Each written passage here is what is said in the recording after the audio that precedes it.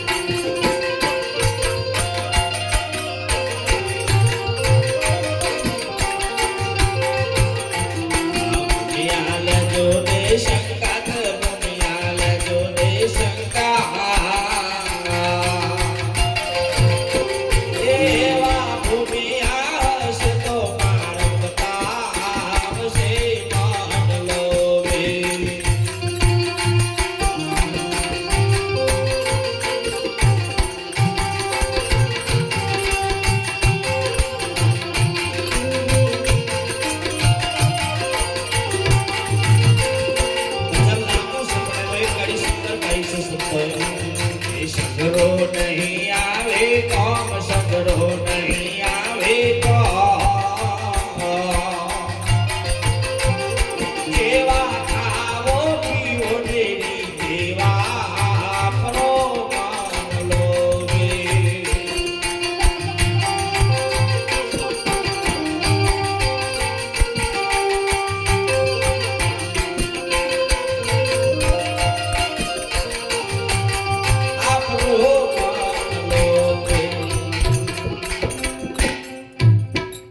જીવડાનું જતન કરો, હરિનું ભજન કરો. તો જતન ક્યારે કરવાનું? જીવતે જીવ જતન કરો અને હરિનું ભજન કરો. સમય જતે જીવડાને જોખમ ના લાગે. પણ અત્યારે તો બધું બન્યું એવું છે, જીવડાનું જતન તો કઈ નહીં, પણ જીવડાને જોખમ આલવા વાળા બહુ વધી જાય. કોઈનું હારું થતું તોય ગમતું નહીં, આ જોખમ આલવા વાળા છે. અને ઘણા એમ કે છે કે અહીંથી ઉપર જવાનું છે જીવ, જમરા તોડી લઈ જાય છે. બીજા કે છે તો ખેત છે જુહે જીવ અહીંથી જોવા. તો વાળા કોઈ કહેવાય નહીં, આયા નહીં વાળા તો પૂછવા નહીં જાય. છૂટો પડ્યો એ પડ્યો, તમારે એનો નાતો પૂરો થઈ ગયો.